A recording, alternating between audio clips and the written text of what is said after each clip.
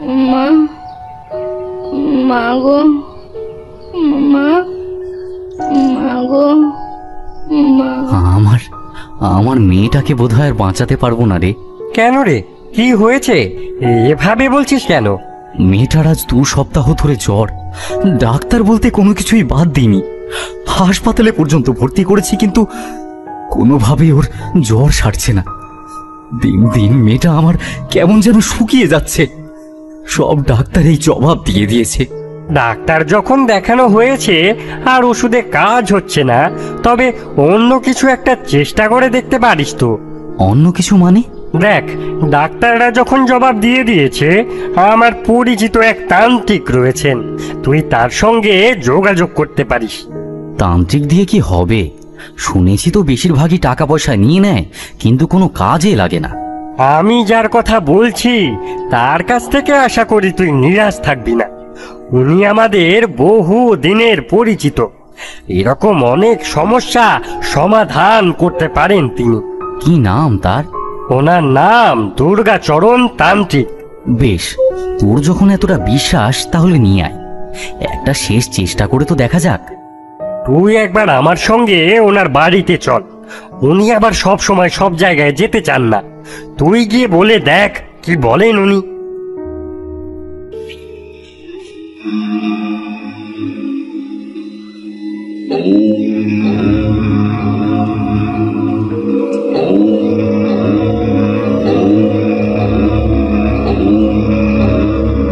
কাকা বাবু, আমার বন্ধুর মেয়েটির বড়ই অসুখ, কিছুতেই জ্বর কমছে না। জ্বর কমছে না তো আমার কাছে এসেছো কেন? ডাক্তারের কাছে যাও। অনেক ডাক্তার দেখিয়েছি, সব ডাক্তারই জবাব দিয়ে দিয়েছেন। কেউ রোগের কারণ ধরতেই পারছেন না। আপনার ব্যাপারেও আমার কাছ থেকে শুনে বলল আপনি যদি দয়া করে ওনার বাড়িতে একটু পদধূলি দেন। ঠিক আছে, চলো। যদি আমার করার কিছু থাকে আমি নিশ্চয়ই চেষ্টা করব তোমার মেয়েকে সুস্থ করে তোলার। বাকি সবই মায়ের ইচ্ছে। জয় মা রক্ষা কালী, জয় মা রক্ষা কালী।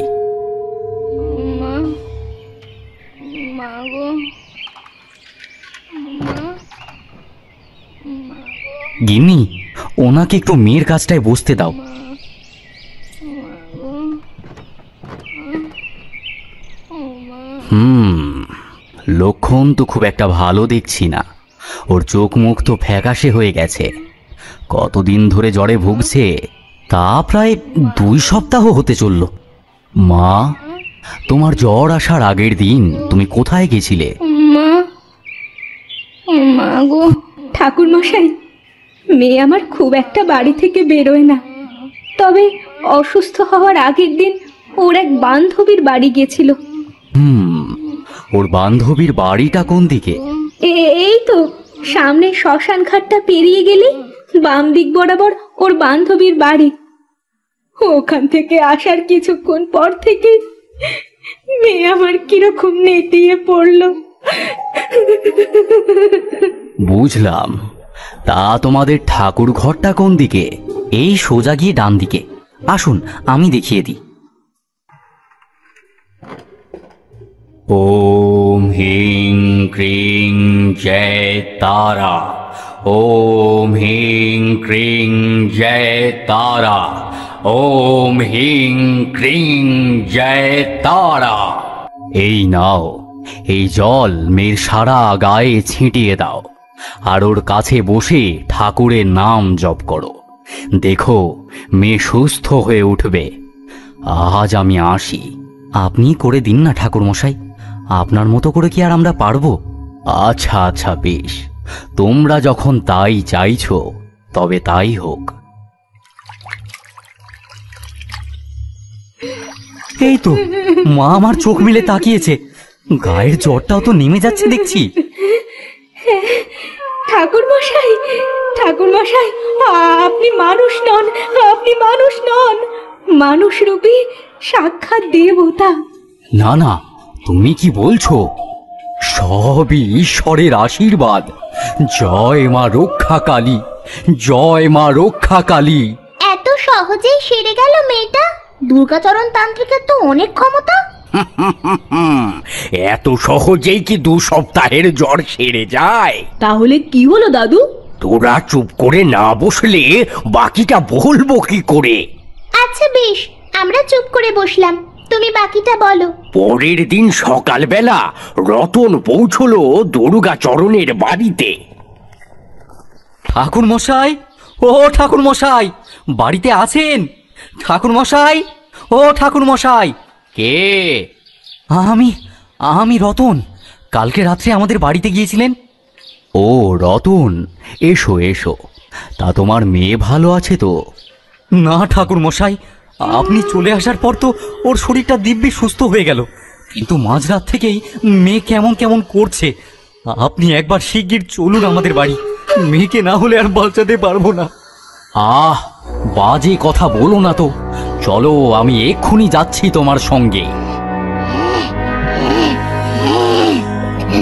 আমাকে তাড়িয়ে দেওয়া এত সহজ? কি ভেবেছিলি এটাকে? চাইলেই আমাকে দূর করে দেওয়া যায়? না, আমি যাব না, আমি যাব না। এই মেয়েকে শেষ না করা পর্যন্ত আমি কিছুতেই যাব না। আমি কোনো মেয়েকে এখানে বাঁচতে দেব না। সবাইকে শেষ করে দেব, সবাইকে শেষ করে দেব। কে তুই? তোকে কেন বলবো? ওম হ্রিং ক্রিং জয় তারা, ওম হ্রিং ক্রিং জয় তারা। বল বল বলছি। আমার উপর যা খুশি করে নে, এই মেয়েকে শেষ করে তবেই আমার মুক্তি।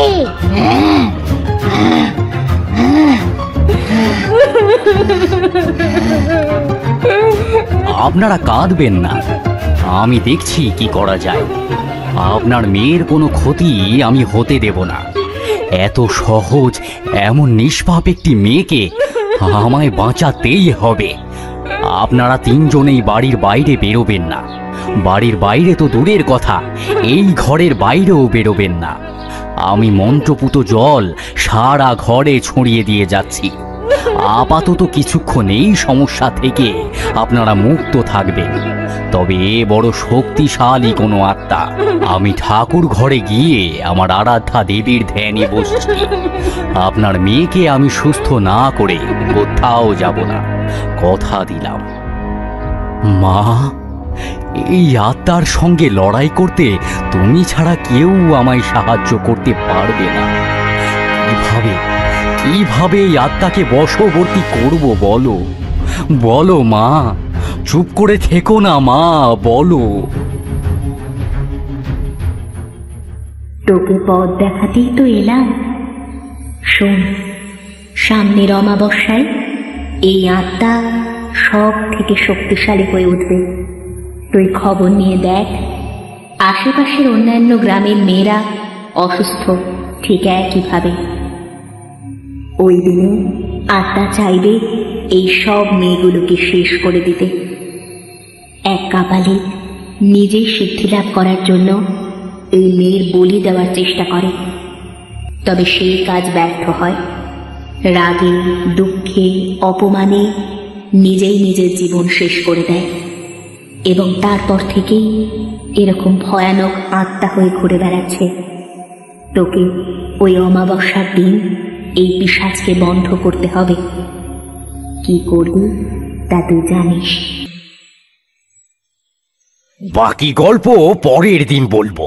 অনেক বেলা হয়ে গেছে, এখন তোরা বাড়ি গিয়ে পড়তে বস।